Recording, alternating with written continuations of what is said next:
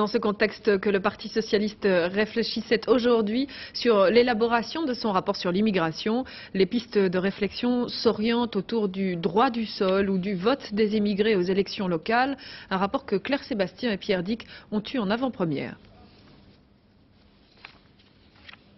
Au PS, le débat sur l'immigration a manqué le rendez-vous de la rue en février. C'est donc sans précipitation qu'Adeline Hazan a livré ce matin son copieux rapport de 120 pages aux membres du Bureau national. Véritable projet de gouvernement, en cas d'alternance, il définit les grandes lignes de la politique d'immigration et d'intégration. L'immigration n'est ni un fléau ni une chance pour la France, que c'est un fait et qu'il faut se donner les moyens de savoir quelle immigration on peut accepter et comment, à partir de là, relancer une vigoureuse politique d'intégration.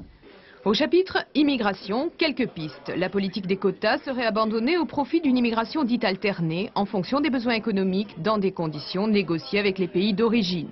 Le droit d'asile retrouverait par ailleurs son statut particulier.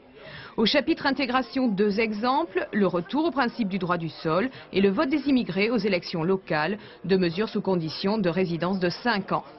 Lionel Jospin, qui conserve comme une blessure les critiques adressées par les manifestants contre les lois de Debré, n'a pas droit à l'erreur sur ce dossier. Dossier sensible qui devrait être discuté et adopté mercredi prochain en Bureau national.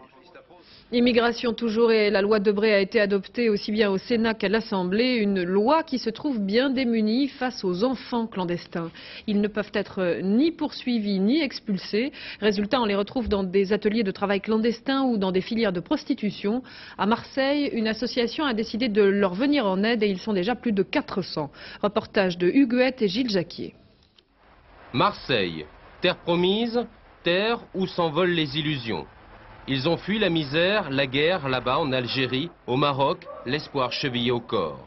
Ils sont tous mineurs, clandestins mais inexpulsables, c'est la loi. Bon, quand je suis sorti du bateau, voilà, je me suis dit, je suis là, je suis plus chez moi, je suis pas avec ma famille. Je trouve personne qui va, je sais qu'il y a personne qui va m'aider. Au début c'était comme ça. Et je pensais de chercher un travail, quelque chose pour m'occuper. En fait, c'était dur. Ça fait 3 ans que tu tournes.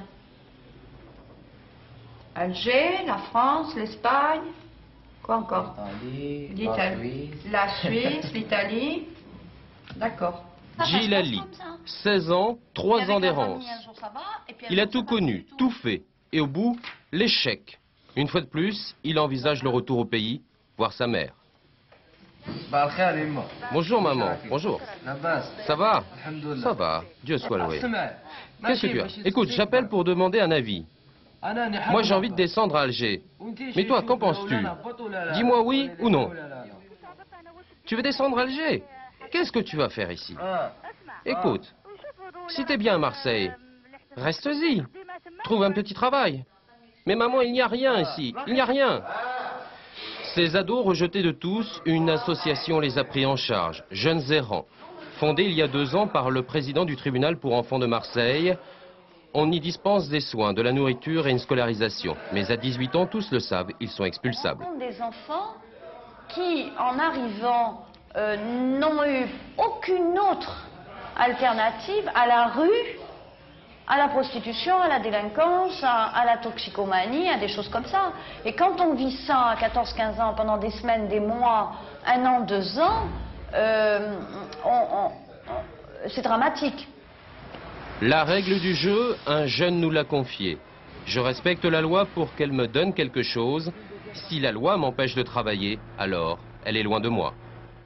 Le Boeing 737, l'avion le plus vendu au monde, est-il un avion dangereux? Oui, si l'on en croit la BBC, citant un rapport déjà ancien de l'aviation fédérale américaine. Non, si on écoute Boeing et les compagnies aériennes qui n'ont décelé aucune anomalie. Qui dit vrai? La pièce incriminée, c'est tout simplement l'empennage vertical. Les explications de Christophe Bardi. 140 millions de dollars. Les vérifications et les modifications des empennages verticaux des Boeing 737 devraient coûter 140 millions de dollars aux constructeurs de Seattle, soit 700 millions de francs. Révélée par la BBC, l'affaire était restée jusqu'ici confinée dans le cercle très fermé des avionneurs. Et c'est un document des autorités américaines qui a mis en évidence un grave dysfonctionnement des gouvernes des 737. Dans certaines conditions extrêmes, lorsque le pilote braque dans un sens, les gouvernes répondent en sens inverse, déstabilisant l'appareil. Un phénomène qui serait peut-être à l'origine de 2 accidents, Colorado Springs en 91 et Pittsburgh en 94, 157 morts au total. Le Bureau américain pour la sécurité des transports a réclamé dès le 21 février d'accélérer les contrôles de tous les Boeing 737 exploités dans le monde, 2720 appareils au total. Mais en l'absence de preuves formelles, bon nombre de compagnies aériennes ont déclaré ne pas être obligées de procéder à des modifications techniques. Pour le constructeur Boeing, le 737 reste l'appareil civil le plus sûr du monde. Le retour d'une image d'Épinal pour terminer, celle des fameuses hirondelles, ces policiers à bicyclette qui parcouraient les rues de Paris dans les années 50. Eh bien, ils vont revenir au goût du jour. Décision du préfet de police, Jean-Michel Fauveau, Marc Félix. C'était le temps des pèlerines noires et des sacoches au-dessus de la roue arrière. Les brigades cyclistes ont patrouillé dans Paris pendant 70 ans. Les hirondelles, puisque c'est ainsi qu'on les surnomme, sont de retour, 13 ans après leur dernière disparition. La reprise d'une idée populaire qui a connu son âge d'or dans l'immédiate après-guerre. Les sergots, les sergents de ville, comme on les appelait au moment où ils ont été créés, surtout ceux à bicyclette, étaient tout à fait appréciés de la population. Nous avons des tas d'articles de journaux qui nous montrent qu'ils étaient appréciés. On a même fait des chansons sur eux. Dès les prochaines vacances, des policiers à vélo vont parcourir les bois de la capitale. Ils surveilleront aussi les 50 km de pistes cyclables et les berges de la Seine réservées aux rouleurs tous les dimanches de la belle saison.